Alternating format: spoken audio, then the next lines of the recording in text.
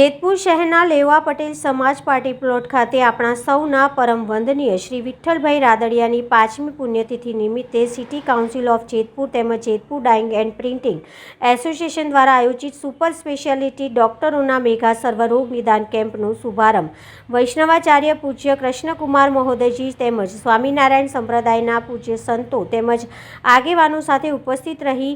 કરાવતા યુવા નેતા જયેશ રાદડિયા।